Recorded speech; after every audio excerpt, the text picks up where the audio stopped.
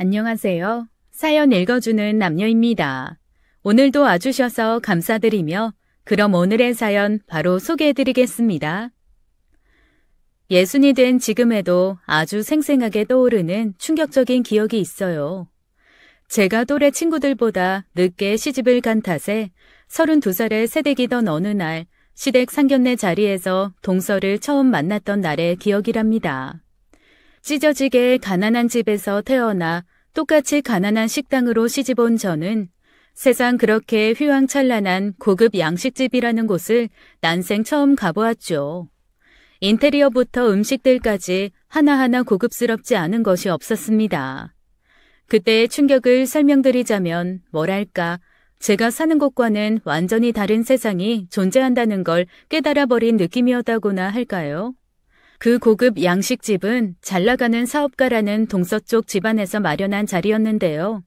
두 사돈내외는 분명 저희와 똑같은 한국말을 하고 있는데 왠지 모를 기품과 고급스러운 여유가 철철 흘러넘쳤죠. 당시 꽃다운 20을 갓 넘긴 나이였던 동서 또한 귀티가 흘러넘쳤어요. 그런 동서에 대한 제 첫인상은 이랬습니다. 아, 양갓집 교수라는 말은 바로 저 여인 같은 사람을 부르는 말이겠구나. 사실 전 상견례가 시작되기까지 걱정이 참 많았었어요. 두 집안의 경제적 격차로 인해 결혼 반대가 심하지는 않을까 하는 걱정이었죠. 하지만 제 걱정은 기우에 불과했고 상견례는 화기애애하게 흘러갔습니다. 왜냐면 예비 신랑인 시동생은 가난 속에서 피어난 꽃 같은 존재였으니까요. 자식 잘 키워서 서울대 졸업까지 시키셨으니 안 먹어도 배가 부르시겠습니다. 고생은 또 얼마나 많으셨고요. 고생이야. 저희 부부보단 큰아들이 제일 많이 했죠. 저희 네 식구 입에 풀칠하는 것도 버거운 사정에 큰애가 동생만큼은 꼭 공부시켜야겠다고 국민학교 졸업하자마자 가발 공장이니 재봉틀 공장이니 전전에 가며 뒷바라지에 무진 고생을 치렀거든요. 첫째 저도 시집 오자마자부턴 같이 고생을 치렀고요. 솔직히 말씀드리자면 저와 안사람은 소학교도 겨우 졸업했습니다. 저희 때야 그저 식구들 전부 동원해서 그 애 먹을 농사 짓기도 빠듯한 시절이었으니까요. 그러다 어떻게 운이 좋아서 사업을 시작하게 됐고 때가 잘 맞아서 승승장구하고는 있습니다만 회사가 자꾸 커질수록 걱정만 들더라고요. 눈 감으면 코 베어간다 으뜬다. 갈수록 사람을 믿기 어려워지는 세상이 되어가고 있는데 그렇다고 회사 일을 믿고 맡기자니 가족 중에 배운 사람이 없어가지고서요. 그러던 차에 딸아이가 이렇게 아드님과 인연이 되었으니 세상 이보다 든든하고 기쁜 일이 또 어디 있겠습니까? 그랬습니다. 가난한 집의 둘째 아들인 시동생은 서울대를 졸업한 수재 중에 수재였죠. 시동생이 서울대를 졸업하기까지는 저와 제 남편의 든든한 뒷바라지가 있었고요. 장인 장모 되실 사돈 내외께서도 시동생을 크게 환영하는 모습을 보여주시면서 덕분에 상견례는 화기애애하게 흘러갔습니다만 문제는 제가 잠시 화장실로 향했을 때 벌어졌습니다. 동서가 화장실로 따라 들어오더라고요. 언니, 재봉틀 공장 공순이라면서? 국민학교도 못 나온 가난쟁이고 우리 집은 부자에 적어도 난 상고는 나왔는데. 저는 32, 동서는 20 남짓, 심지어 첫째 아들의 아내인 제 쪽이 손윗사람. 갑작스런 동서의 반말 세례에 전 어안이 벙벙해졌습니다. 하지만 신세대들 당돌한 거야 저 또한 그 나이를 겪어보았기에 이해하려고 했어요. 신세대스럽게 친근함을 표현하는 방식이겠구나 하며 받아들여 주려고 했던 거죠. 그런데 미리 얘기하는데 난 나보다 못 배운 년, 못 가진 년한테 고개 못 숙여.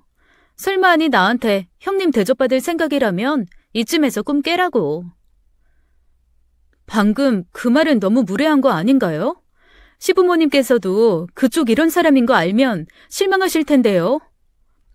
그래서 어른들 몰래 이러는 거잖아. 나도 사람 사는 눈치라는 게 있으니까. 이봐요. 시부모님 보는 앞에서는 따박따박 형님 대접해줄게. 대신 뒤에서는 그냥 확 죽어지네. 하, 너 지금 누구한테 겁박이야, 겁박은? 그렇게 제가 언성을 높이는 순간 마침 화장실로 들어오시던 자민 시어머니께서 화들짝 놀라시더라고요. 그런 시어머니를 발견한 동서는 회심의 미소를 시어머니 몰래 슬쩍 지었죠. 화장실에서 오래 걸린다 싶어 와봤더니 이게 무슨 상황이니? 그게요, 어머님. 그때 동서가 시어머니 품에 안겨 엉엉 울어버렸습니다. 제게 가증스러운 누명을 씌워가면서요. 왜 이제 오셨어요, 어머님? 제가 얼마나 무서웠는데요. 왜? 첫째랑 무슨 일이라도 있었니? 형님이 벌써부터 군기 잡으시잖아요. 너네 집이 돈 많으면 그렇게 많냐고. 지옥 같은 시집살이 기대하라면서요. 그 말에 시어머니가 저를 사납게 째려보자 동서가 더더욱 목청 높여 울기 시작했어요. 당한 건 저인데 그렇다고 어디다 하소연할 데도 없고 참. 그야말로 분통이 터질 지경이었죠. 동서와 저의 수십 년에 걸친 악연은 바로 그렇게 시작되었습니다. 안녕하세요. 60나이의 애청자가 사연 올려보아요. 물론 100세 시대인 요즘에야 저보다 인생 선배님께서 참 많이 계시지만 그래도 제가 겪은 일을 여러분들에게 소개하고 싶어 이렇게 적습니다. 앞서 잠깐 말씀드렸던 것처럼 전 무척 가난한 집안에서 태어났어요.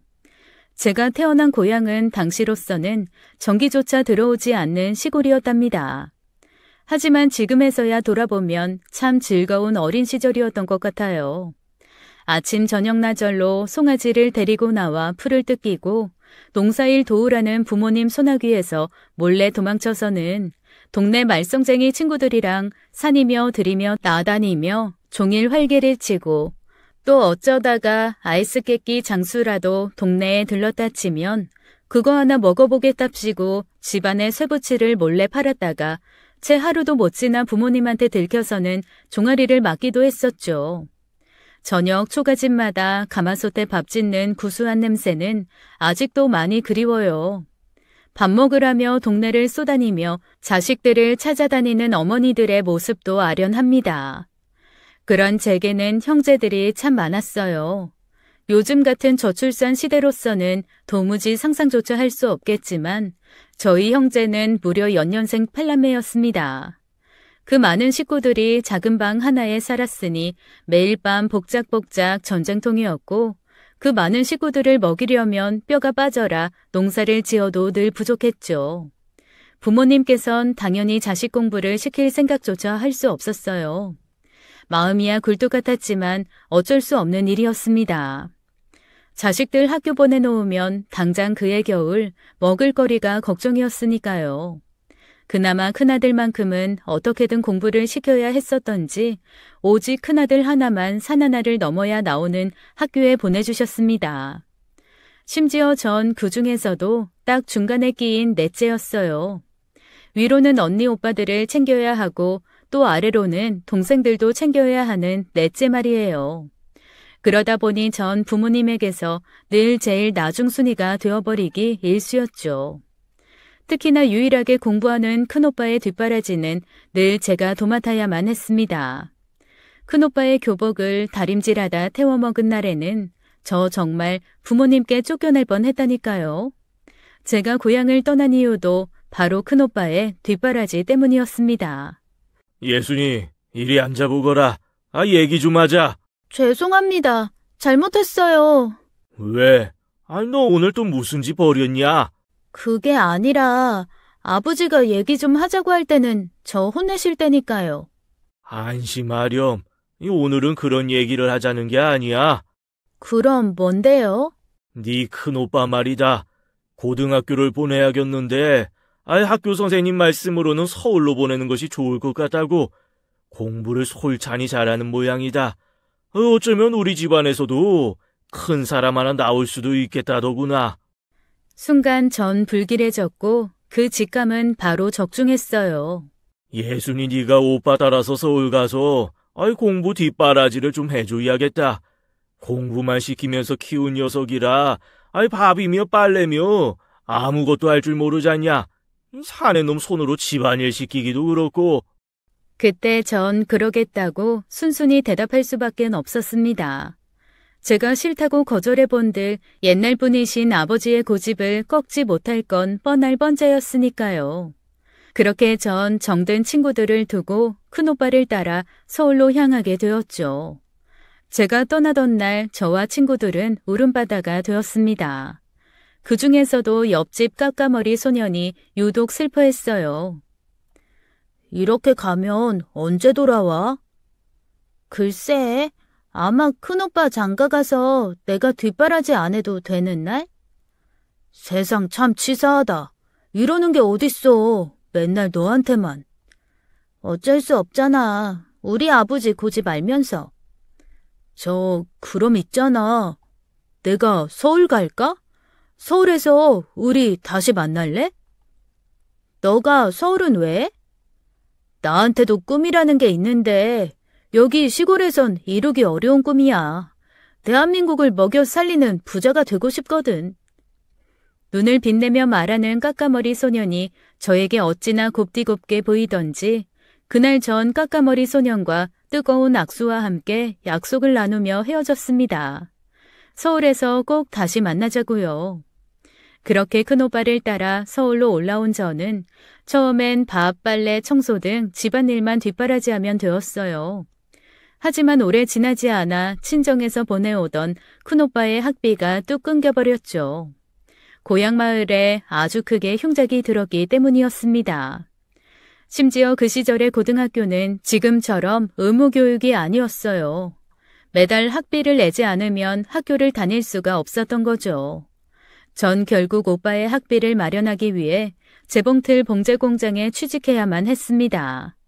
그 시절 재봉틀 봉제 공장의 환경은 참으로 열악했어요. 쥐꼬리만한 월급이 밀리기는 다반사였고 매일 밤늦게까지 야근을 강요받았으며 선후배 사이의 위계 질서가 아주 살얼음 판이었습니다. 막내인 제가 작은 실수라도 하나 저지르는 날에는 선배 언니들의 외마디 욕설과 함께 날성 가위가 제게 집어 던져졌어요. 과장이 아니라 정말로 가위가 날아들었습니다. 상황이 이러니 몰래 따로 불려나가 선배 언니들한테 따귀를 맞는 일은 차라리 양반일 지경이었죠. 이처럼 온갖 고생고생을 해가며 학비를 대는 저를 보며 큰오빠는 참 많이 미안했던 모양이에요. 그래서 오빠는 수시로 코피를 쏟아가며 거의 매일 새벽같이 공부에 열중했죠. 그 결과 어쩌면 그렇게 좀처럼 꼴찌를 놓치지 않는 법이 없는지 참. 알고 보니 오빠는 아버지의 기대처럼 특출난 수재가 전혀 아니었습니다. 시골 학교에서나 큰 사람 될 거라는 소리를 달고 다녔을 뿐 서울 학생들과 경쟁하자니 영 깜냥이 안 되었던 거죠. 아무리 죽어라 공부해도 쫓아갈 수 없었던 큰오빠는 결국 제게 특단의 대책을 내놓았어요. 예순아, 오빠는 오늘부로 내 진로를 확실히 정했어. 농사꾼. 아니, 어찌나 황당하던지 웃음이 다 나오더라고요. 그게 말이야? 내가 누구 때문에 고향 떠나서 이 고생인데. 웃지 마. 오빠 되게 진지하게 고민해서 내린 결정이니까. 가망 없는 공부를 붙잡아 보자고. 고향에 계신 부모님이랑 우리 예순이 고생시키는 일은 더는 하고 싶지 않다. 그래서 오빠는 고향으로 돌아가기로 결심했는데 너는 어쩔래?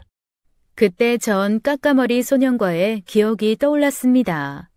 고향을 떠나며 서울에서 꼭 다시 만나자고 약속했던 까까머리 소년과의 약속 말이에요. 당시의 저로서는 왜 그 기억이 떠올랐는지는 알 수 없었지만 한 가지는 확실했죠.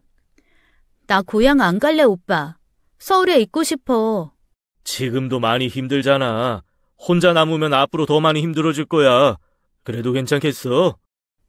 응, 이유는 아직 잘 모르겠는데 그냥 지금 내 마음이 서울을 떠나고 싶지가 않아. 그러자 한참을 고민하던 큰오빠가 대답했습니다. 그럼 우리 예순이 마음 끌리는 대로 해. 공부 실패한 거랑 너 두고 혼자 내려간 것까지 오빠가 다 책임지고 다 몽둥이 맞아줄게. 아무 걱정하지 마. 그렇게 큰오빠는 고향으로 되돌아갔고 저는 서울에 남아 재봉틀 공장 공순이 생활을 이어갔는데요. 그동안 적어도 한 달에 한 번씩 붙여오던 까까머리 소년의 편지가 어느 날부터인가 서서히 뜸해지더니 결국엔 소식이 끊겨버렸습니다. 그래서 제가 까까머리 소년의 안부를 궁금해하던 차에 고향에서 큰오빠의 엽서가 도착했어요. 고향 소식을 줄줄이 전하는 큰오빠의 엽서 속에는 까까머리 소년의 이야기도 섞여 있었죠. 간밤에 멀쩡히 저녁 인사를 나누었던 소년네 일가가 자고 일어나 보니 감쪽같이 실종되어 버렸다고요. 그래서 마을 이웃들 모두가 걱정이라고요. 마음이 허전해졌고 소년이 걱정되었고 당황스러웠습니다. 하지만 어쩌겠어요. 저는 이미 서울에 혼자 남아버렸고 이제 와서 뒤늦게 고향에 되돌아갈 수 없게 되어버린 것을요. 그렇게 전 서로 잘 살아있다면 언젠간 소식이 닿겠지 하는 마음으로 재봉틀 공장 일을 억척같이 이겨내었습니다. 그렇게 어느덧 20대 중반이 되었어요. 또래 친구들은 다들 시집장가 가 있을 나이였죠. 20대 초중반에 다들 결혼해 가정을 꾸리던 시절이었으니까요. 그런 제 삶에도 로맨틱한 순간이 찾아왔습니다. 어릴 적부터 가발 공장에서 일하다가 저희 봉제 공장으로 옮겨온 사내. 사내와 저는 열악하기 짝이 없는 봉제 공장의 힘든 일상을 조금씩 서로에게 기대가며 서로에게 위안받기 시작했어요. 그러다 보니 자연스럽게 사랑이 싹 텄고 혼담이 오가는 사이가 되었죠. 시댁은 제 친정과 참 많이 닮아있는 가정이더라고요. 도시와 시골, 이형제와 연년생 8남매라는 차이만 빼놓으면 찢어지게 가난한 처지도 서로 닮아 있었고 형제 중 하나가 공부를 잘한다는 것도 닮아 있었습니다. 물론 제 큰오빠는 특출난 수재가 아니라는 것이 밝혀져 고향에 내려갔지만 시댁의 희망인 시동생은 분명 달랐어요. 각종 경시대회를 휩쓸고 다니는 수재 중의 수재였죠. 제 남편은 그런 동생만큼은 꼭 서울대 보내야겠다며 어릴 적부터 공장 일을 전전하며 학비를 대고 있던 상황이었어요. 솔직히 전 고민이 아닐 수가 없었습니다. 제가 그이와 결혼을 하게 되면 시동생의 뒷바라지를 해야 할 테니까요. 하지만 시동생을 향한 시부모님의 기대에 찬 눈빛을 발견하게 되었던 순간 전 그런 시부모님의 모습에서 제 친정 부모님의 모습이 겹쳐 보였습니다. 저희 큰오빠를 향한 부모님의 기대도 똑같으셨을까요? 그게 무슨 소리니? 큰오빠도 가족의 희망이었거든요. 지금은 고향에 내려가서 농사 지으면서 살고 있는데 학교 그만두고 돌아온 오빠를 마주한 부모님의 심정이 얼마나 미어졌을지 갑자기 그 생각이 들어서 마음이 너무 아파요. 이럴 줄 알았음 우리 오빠 회초리를 때려서라도 공부시키는 건데. 그렇게 말해놓고는 전 스스로 깨달았습니다. 그때 이미 전 시부모님을 가족으로 생각하고 있다는 것을요. 깨달았으니 더는 고민의 여지조차 필요 없었죠. 외람되지만 어머님, 저도 재훈 씨랑 같이 둘째 아드님 공부를 뒷바라지 하고 싶습니다. 한 가족으로서요. 마침내 저는 결혼식을 올리게 되었어요.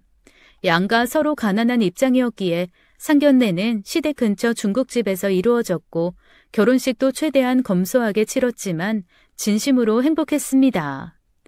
시부모님께 약속했던 그대로 시동생의 공부 뒷바라지 또한 최선을 다했고요.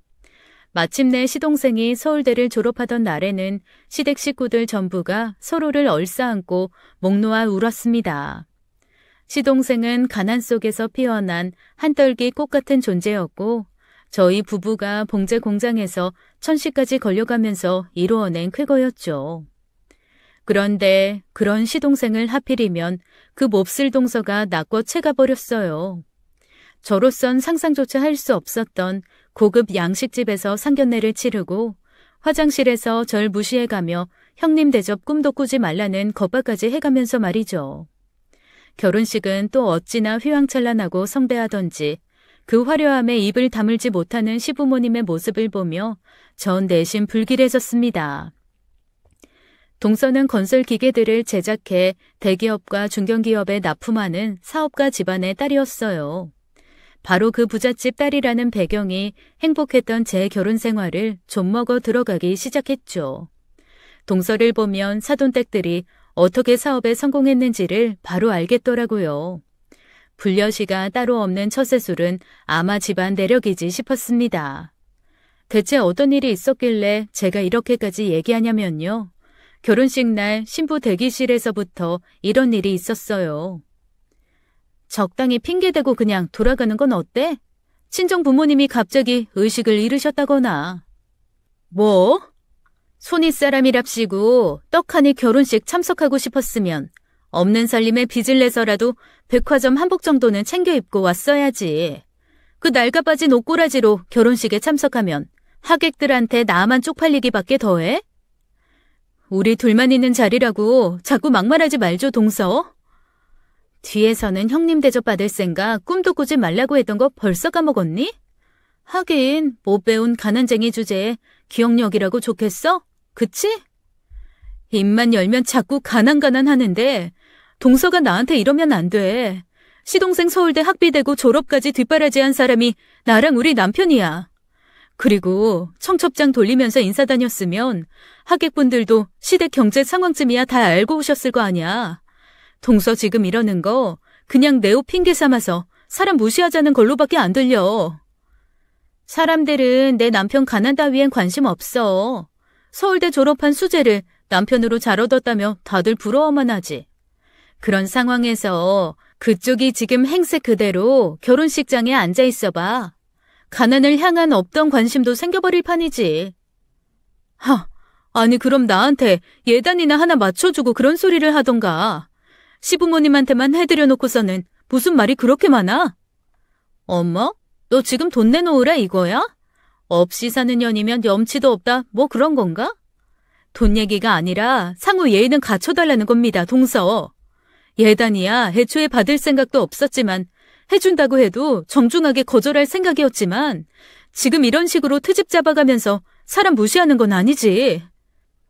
마침 신부 대기실로 시댁 친척들이 인사를 왔습니다. 순간 동서는 상견례 날 화장실에서 있었던 짓을 똑같이 해버리더라고요. 시어머니를 향한 서글픈 눈빛을 슬쩍 보냈죠. 그러자 시어머니는 시댁 친척들이 인사를 마치고 나가기를 기다렸다가 역시나 제가 아닌 동서에게 물었어요. 이 좋은 날의 표정이 왜 그래? 첫째가 너한테 또 무슨 소리 했니? 그게요, 어머님. 형님이 자꾸 자기 예단은 왜 뺐냐고 따지셔가지고. 일단 알았다. 내가 잘 타이를 테니 신경 쓰지 말거라.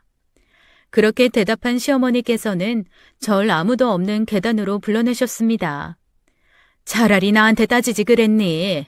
예단은 부모한테만 하자고 내가 먼저 제안했던 거잖아.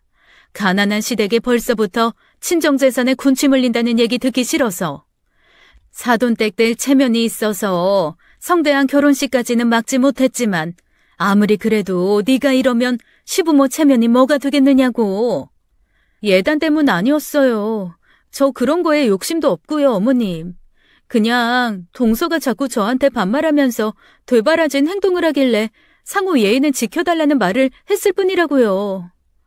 신세대들 당돌한 거 몰라서 그러니? 더군다나 그 귀한 집안에서 얼마나 애지중지 자란 여식이겠어. 오죽 곱고 열이 나이면 손윗사람 한마디에 새색시가 저렇게 덜덜 떨고 앉았겠어. 저 못할 말 한 거 없어요. 오히려 무시랑 막말은 제가 다 당했다고요.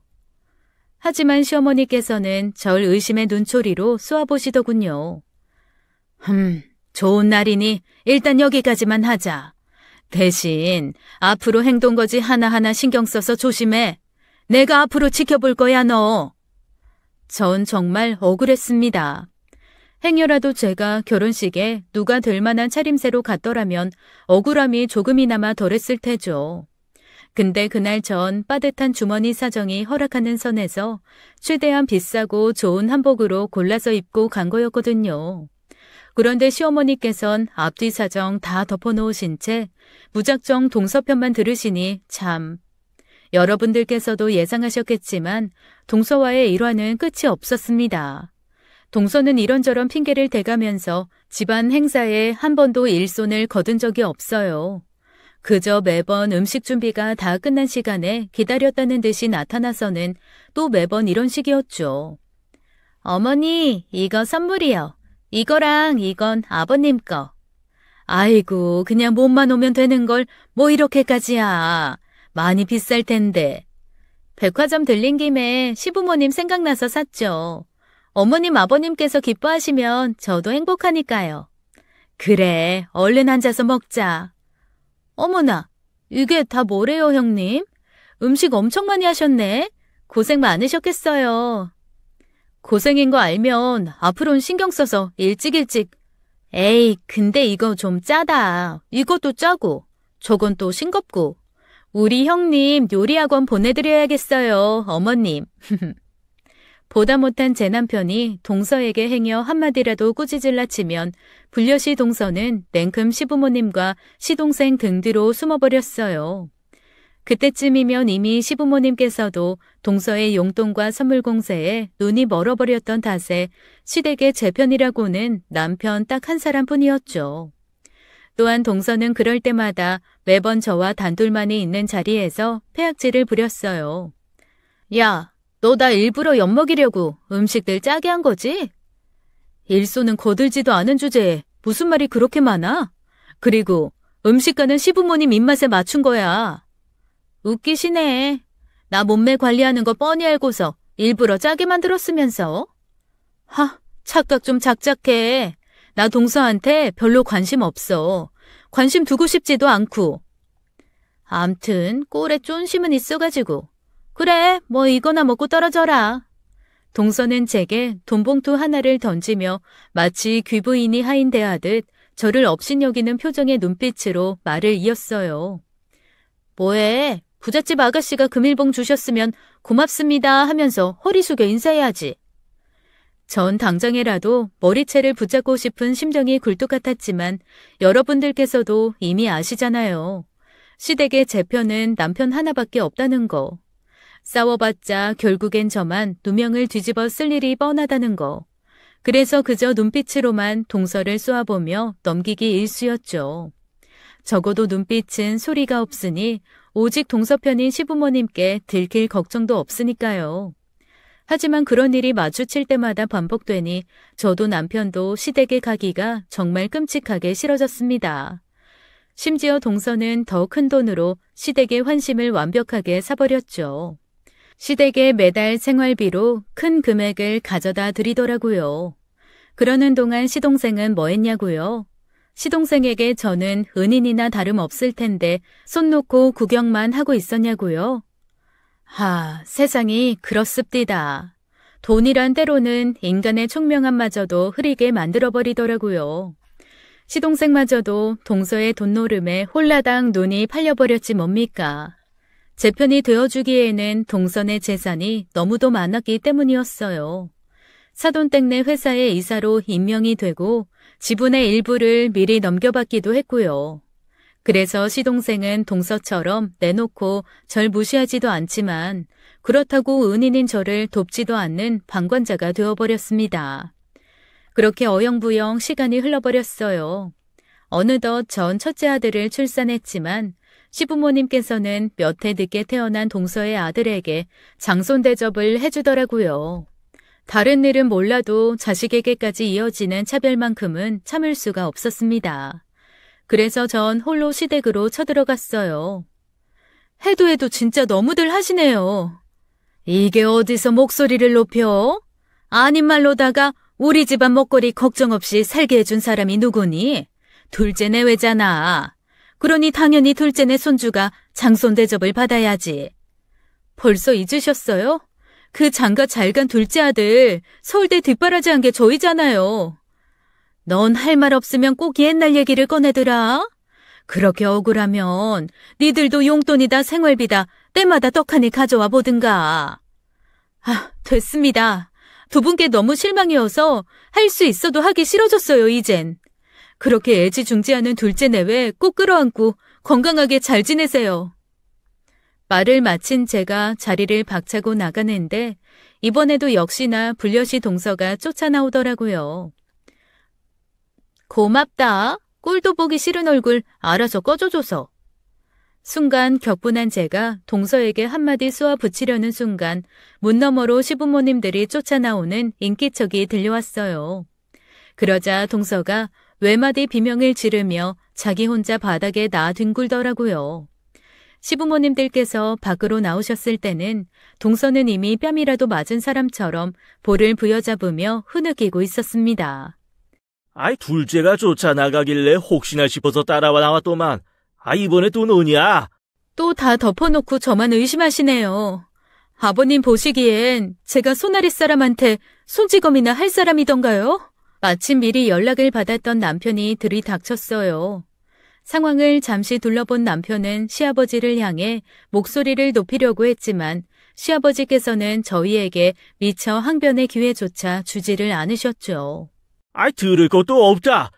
꼴도 보기 싫으니 네 처 데리고 썩 꺼져버리거라. 앞으로 우린 큰아들 없는 셈 치고 살란다. 결국 저와 남편은 이를 박박 깔며 시댁을 떠나야만 했는데요. 그 순간 전 목격하고야만 말았습니다. 동서가 시부모님 몰래 저에게 승리의 미소를 날리는 모습을요. 이후로 한동안 저는 동서의 승리의 미소가 자꾸 꿈에 나와 밤잠을 설치기 일쑤였어요. 하지만 사람이라는 게 얼굴 안 보고 사니까 슬슬 무뎌지더라고요. 저와 남편은 빠르게 일상을 되찾았고 저희 가족만의 행복을 찾아 나아가기 시작했어요. 그런데 그 잔인한 소식이 도착한 건 저희 부부가 중년을 훌쩍 넘긴 어느 날이었습니다. 남편이 혼자 출장을 다녀오던 길에 사망했어요. 급성 심근경색이었던 탓에 미처 손써볼 겨를도 없었죠. 긴 시간 만에 남편의 장례식장에서 제외한 시부모님은 많이 늙었더라고요. 시동생과 동서 또한 제법 나이를 먹은 때가 났습니다. 그래서 전 시부모님과 동서가 뭔가 좀 달라졌을까 하는 기대를 품었습니다만 사람은 그리 쉽게 변하는 게 아니더군요. 시부모님께서는 저와 남편의 손님은 거들떠도 보지 않으셨어요. 오로지 동선의 손님들만 지극정성으로 대접했을 뿐입니다.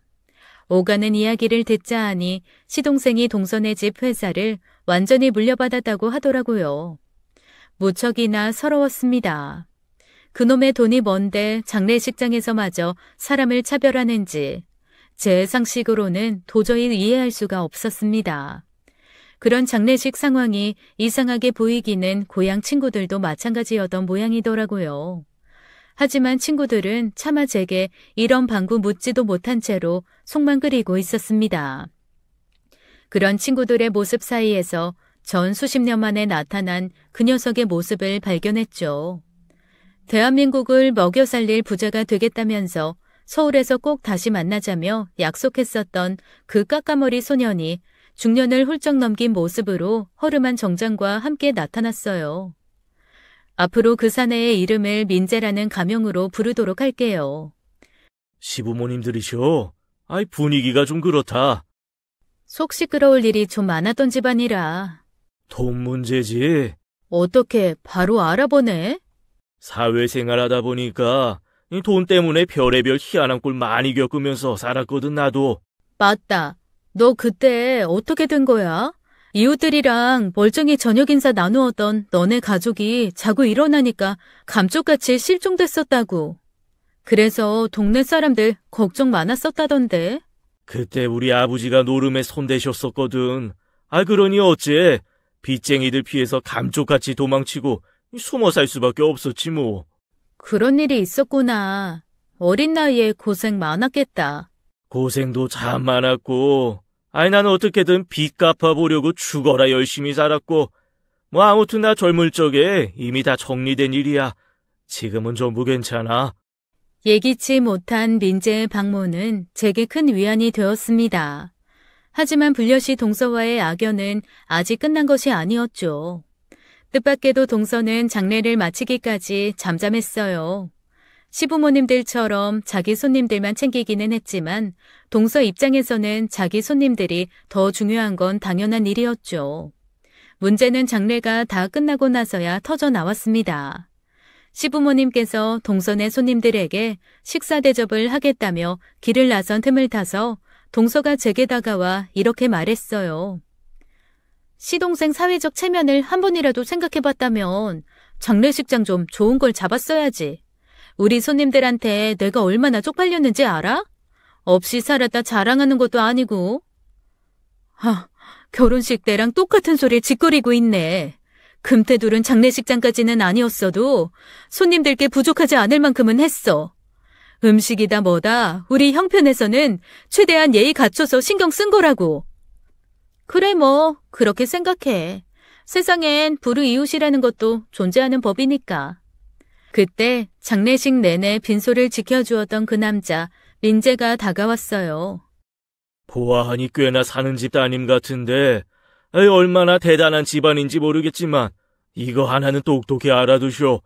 그놈의 돈 그건 무섭게 생각해야 돼. 돈 휘둘러가면서 사람 업신여기다가는 돈 때문에 패가 망신하는 수가 있어. 그러자 동서는 코웃음이나 피 흘리며 유유히 가버렸어요. 하지만 제게는 그 순간이 근래 들어 가장 통쾌한 순간이었습니다. 물론 잠시간의 통쾌함 뒤에는 남편을 떠나보낸 슬픔이 들이닥쳤지만요. 배우자를 잃은 슬픔이라는 게 뭐래도 쉽게 잊혀지지 않더라고요. 한 몇 년 남편을 그리워하며 마음앓이 하던 저는 서울에 집을 처분하고 고향으로 돌아가게 되었습니다. 자식도 다 키워 대학까지 보내놓았겠다. 무엇보다 서울집 곳곳에 스며들어 있는 남편과의 추억이 너무너무 가슴이 아팠으니까요. 왜 사람은 가장 힘든 순간 가장 포근했던 추억을 찾는다고들 하잖아요. 전 그래서 고향행을 택한 것이었습니다만 고향마저도 제겐 안식처가 되어주지 못했어요.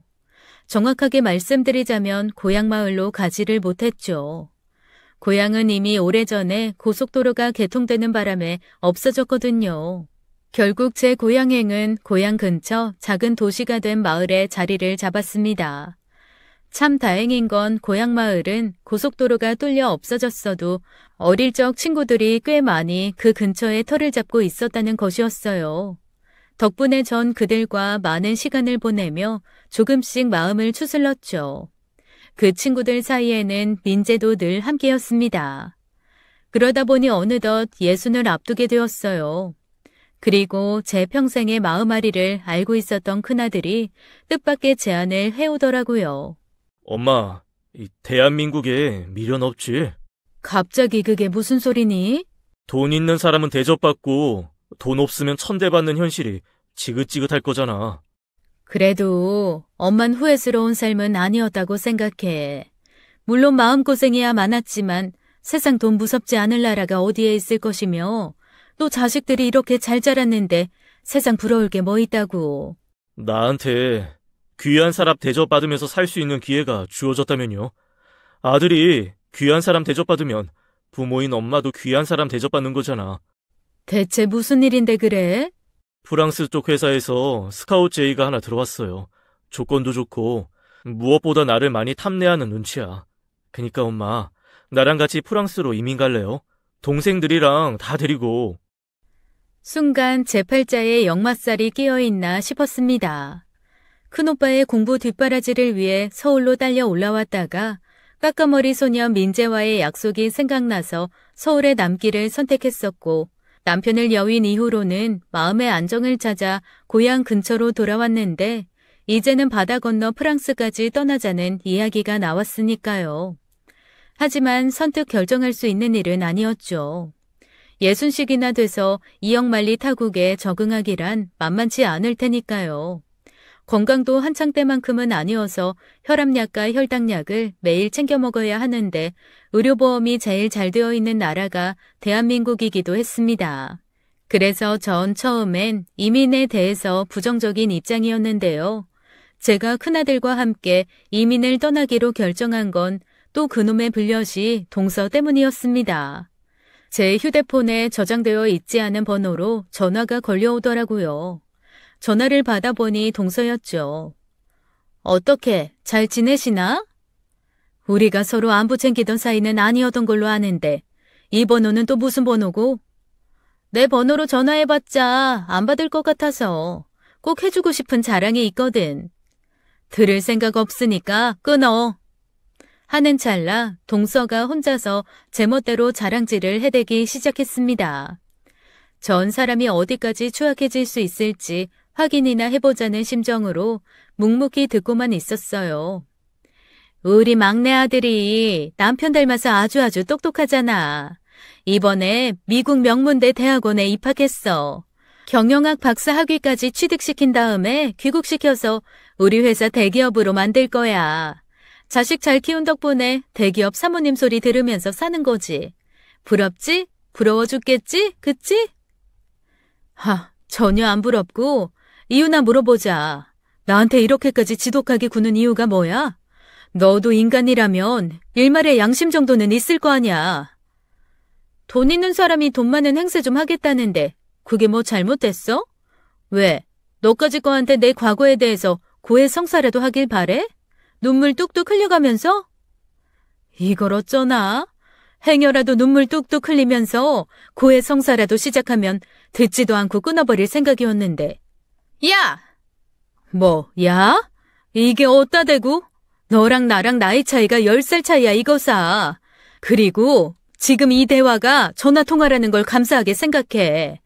얼굴 맞대고 있었으면 머리카락을 싹 다 뽑아버렸을 테니까. 말을 마친 저는 동서가 뭐라고 소리를 지르거나 말거나 전화를 끊어버렸습니다. 그래놓고 나니 수십 년간 쌓여있던 억하심정이 툭하니 터져 눈물이 쏟아지더라고요. 하필이면 그 모습을 엄마 약 챙겨 먹었나 살펴보러 왔던 참인 큰아들에게 들키고야 말았죠. 큰아들이 저를 끌어안아 주었다면 차라리 가슴이라도 덜 아팠을 텐데 아들은 조용히 묵묵히 자리를 비켜주었습니다. 그리고는 저의 눈물이 잠잠해지고 나서야 아무 일도 없었다는 듯 돌아와 약은 잘 잡섰냐며 태연하게 물어보더군요. 순간 저는 이런 실감이 들었습니다. 내 자식이 엄마가 힘들어하는 모습 이렇게 지켜보며 자랐겠구나. 마침내 저는 서름의 굴레를 끊어내고자 다짐했고 비로소 아들에게 대답했어요. 가자, 프랑스. 가자. 자식으로서 엄마에게 귀한 사람 대접 만들어주고 싶은 우리 아들 마음 이젠 받아들일게. 그렇게 프랑스행 이민 절차가 일사천리로 진행되었어요. 하지만 수십 년 만에 재회한 친구들과의 우정은 무척이나 아쉬운 것이었죠. 그래서 저희는 바닷가 경치 좋은 곳에 펜션으로 이별 여행을 떠나기로 했습니다. 서로 나이가 나이이니만큼 언제 다시 만날지 기약하기 어려운 상황이기 때문이었어요. 제가 직접 펜션 예약을 해놓고 보니 문득 회한이 몰려왔습니다. 60평생에 생애 처음 펜션 여행을 떠나는 길인데 그 펜션 여행이 대한민국에서의 제 인생 마지막 펜션 여행이 될 테니까요. 어릴 적 벗들과의 펜션 여행은 참으로 즐거웠습니다.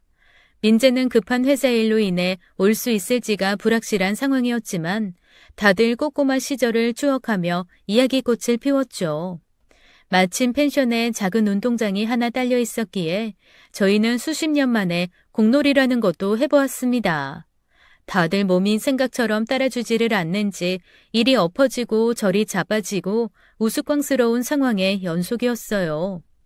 그런데 이 어린 시절로 돌아간 것만 같은 기분에 너무 심취했던 탓일까요? 하늘이 노랗게 물드나 싶은 찰나 땅이 빙글 한 바퀴 돌아버리더니 급히 달려온 한 남자가 쓰러지는 저를 품에 끌어안듯이 받아드는 순간 제 기억은 잠깐 끊겨버렸습니다. 잠시 후 제가 눈을 떠보니 어디론가 맹렬하게 달리는 차 안이었어요. 그리고 전 조금 전에 절 끌어안았던 그 남자의 품에 안겨 있었죠. 제발 조금만 버텨 기도하듯 저에게 되뇌이는 그 남자는 민재였습니다. 그 순간 제 기억은 또 잠깐 끊겨버렸고요. 이내 제가 다시 눈을 뜬 곳은 병원 응급실이었어요. 민재와 친구들 모두 걱정스레 지켜보고 있는 가운데 제가 침대에 누워 링거를 맞고 있더군요. 어떻게 된 거야? 너 못 올지도 모른다며. 그 말에 선뜻 대꾸하려던 민재가 친구들에게 어색한 미소를 날리자 친구들이 모두 자리를 비켜주었어요. 회사 일 최대한 빨리 마무리 짓고 비행기 탔지. 너랑 떠나는 마지막 펜션 여행인데 1초라도 더 같이 있고 싶어서. 난 어떻게 된 일이고? 내가 막 펜션에 도착하는 순간 네가 현기증 일으키면서 쓰러져 버리더라. 의식은 없는데 몸은 달달 떨리면서 경련을 일으키지. 얼굴은 하얗게 질려서 식은땀 뻘뻘이지. 저혈당 쇼크 같길래 일단 급하게 당분 많이 든 음료수부터 먹여놓고서는 병원으로 옮겨왔다. 의사 말로는 조금만 늦었어도 큰일 났을 거라대. 저혈당 쇼크 그거 아차하는 순간 그 길로 고인되는 경우가 부지기수잖냐. 나 아니었으면 진짜 큰일 날 뻔했던 거라고 너. 그랬구나. 너가 나 살려준 거구나. 근데 나 당 있는 건 어떻게 알았어? 너 그냥 회사 운영한다며. 의사도 아니면서 어떻게 그렇게 진단이 빠르게 나오든? 네 남편 장례식장에서 끼니 때마다 너가 뭘 자꾸 먹길래 확인해봤더니 나랑 똑같은 약을 먹더라고. 나도 당뇨 있잖냐. 그 말에 전 조금 민망한 생각이 들더라고요. 사람 빤히 관찰하고 그러기는 민망하게.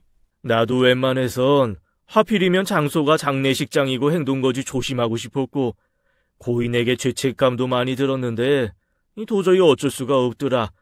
그동안 내가 널 얼마나 많이 보고 싶었는데. 말을 마친 민재가 발그레해지는 얼굴로 절 지그시 바라보았습니다. 그 눈빛을 슬쩍슬쩍 마주보는 제 얼굴도 아마 발그레하니 물들었을 거예요. 심장이 두근두근하니 뛰었고 마치 어린 시절로 돌아간 것 같은 설렘을 분명 느꼈으니까요. 그리고 내 어릴 적 첫사랑이 바로 그대였어, 애순아. 전 잠시 아무런 대꾸조차 하지 못했습니다. 마치 시간이 그대로 멈춰버린 것만 같았죠. 하지만 제 머릿속에는 민재와의 추억이 주마등처럼 흘러갔어요. 그리고 그 추억은 서울에서 꼭 만나자는 민재와의 약속을 지나 제가 그 약속을 떠올리며 서울에 남기를 택했던 장면에서 멈추었습니다. 네, 맞아요. 그때 다만 저는 어려서 제 마음을 몰랐을 뿐 어릴 적부터 이미 저는 나도 내 첫사랑도 당신이야. 저도 그이도 배우자와 오래전에 사별한 상황이었습니다. 다만 한 가지 걱정은 있었어요. 우리 나이가 예순이다, 예순. 세상이 우릴 예쁘게 봐줄지 난 그게. 나이가 들어서 그런가? 젊을 땐 몰랐는데 바다 중에 노을이 제일 좋더라고. 저물어 가는 아름다움이 지금 우리 삶과 닮았으니까. 김예순 여사님, 아름다워집시다. 우리 같이. 다행스럽게도 양가의 자식들 모두 저희의 결합을 환영해 주었어요. 특히나 제 큰아들은 엄마의 아름다운 황혼을 곁에서 꼭 지켜보고 싶다면서 프랑스행 스카우트제의를 거절하고 대신 국내 다른 좋은 회사로 이직까지 단행했죠. 그렇게 저희의 황혼 언약식은 아주 성대하게 치루어졌습니다. 과거 동서의 결혼식과는 비할 데 없는 화려함이었죠. 서로 연락닿는 지인들을 모두 초대해 최고의 예우를 갖추어 대접했고요. 그리고 그 지인 중에는 떨떠름한 표정을 감추지 못하는 불려시 동서도 끼어 있었습니다. 사실 그 자리는 민재, 아니 그이가 동서로부터 저를 지켜주기 위해 일부러 성대하게 마련한 자리였거든요. 아니나 다를까 언약식이 끝난 뒤에 동서가 제게 다가왔습니다. 주제치고는 너무 과분한 사치 아닌가? 갑자기 봉이라도 잡으셨대? 하지만 굳이 제가 맞설 필요는 없었죠. 이제 제 곁엔 그이가 있으니까요. 돈으로 사람 무시하다가는 이 돈 때문에 패가 망신할 거라는 경고를 허투루 들었던 모양입디다. 얼씨구, 센 척은 아주. 왜? 그러는 그쪽 노인네는 뭐라도 좀 되나? 제 어릴 적 꿈은 이 대한민국 전체를 먹여 살리는 부자가 되는 것이었습니다. 뭐 그 정도까지 이루진 못했지만 저희 회사가 먹여 살리는 직원들이 얼마나 많은지 잠깐 생각만 해도 뭐 썩 부족하지는 않게 이룬 셈이죠. 말을 마친 그이가 의미심장한 미소를 지으며 명함을 건네자 비로소 그이의 정체를 마주한 동서가 사지를 벌벌 떨며 사색이 되고야 말았습니다. 이제 어떤 사람인지를 좀 알아보시겠습니까? 어릴 적 그이는 아버지가 노름에 손을 대어버린 탓에 가족들과 함께 야반도주에 숨어 지내야만 했어요.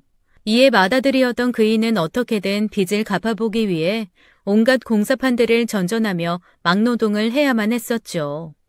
그러던 중 그이는 중동 건설 파견 근무를 떠나게 되었습니다. 생사가 오가는 사막에서 치열하게 벌어 모은 돈으로 그이가 가장 먼저 한 일은 자신을 파견 보낸 건설회사에 주식을 사모으는 것이었어요. 당시에는 중동 파견 노동자들을 위해 회사에서 싼값에 내놓은 사내 주식들이 있었던 덕분에 그이는 빠른 시간에 많은 주식을 보유하게 되었고, 그렇게 시작된 주식을 불리고 불려나가서는 마침내 대주주와 이사가 되어 회사를 경영하는 자리까지 올라갔다고 했습니다. 또한 그 회사는 업계에서 힘있기로 알아주는 중견 건설 기업이었죠. 그런 그이의 성공이 동서를 사색으로 몰아넣은 이유는 간단했어요.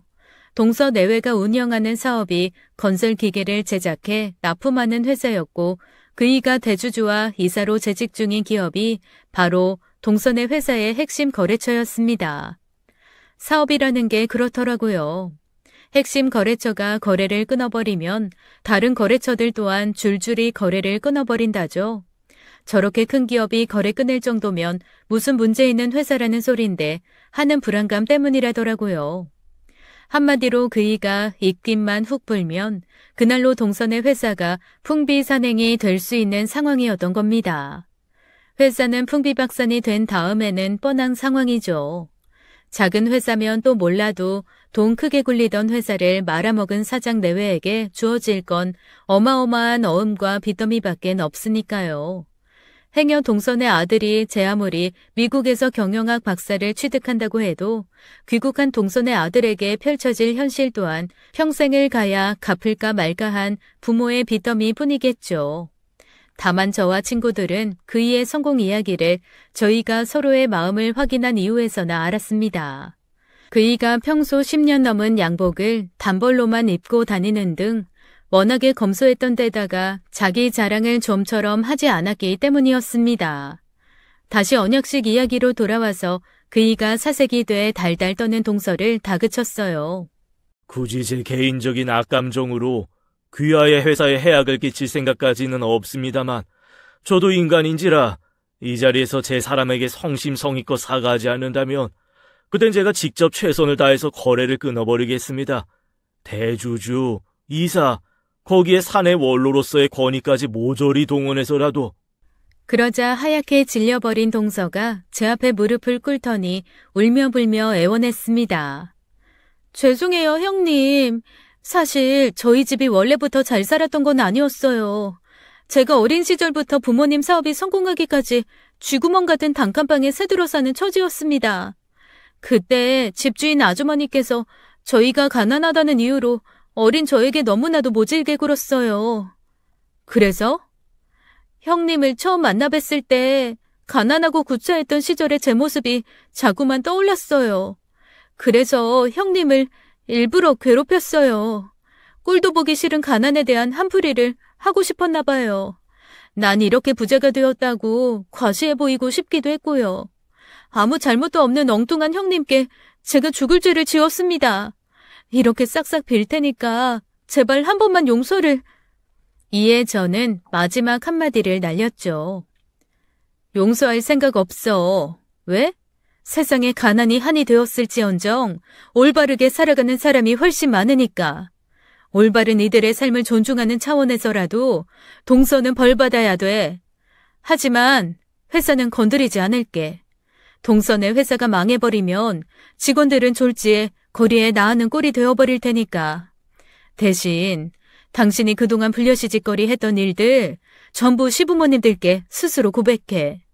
여든 넘은 분들이시니까 충격에 쓰러지지 않도록 신경 쓰고.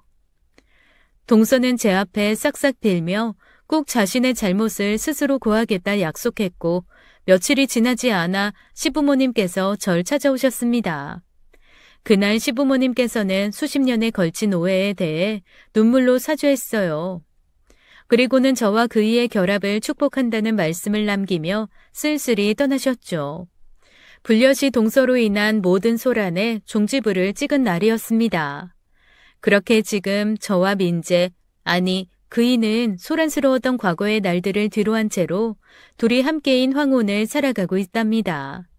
서해바다 노을처럼 찬란하고 아름다운 황혼. 그 황혼이 모두 저무는 그날까지 저희는 서로의 곁을 지킬 거랍니다. 지금까지 사연 읽어주는 남녀였습니다. 끝까지 함께 해주신 여러분 감사드리며 저희는 다음 사연으로 돌아올게요. 감사합니다.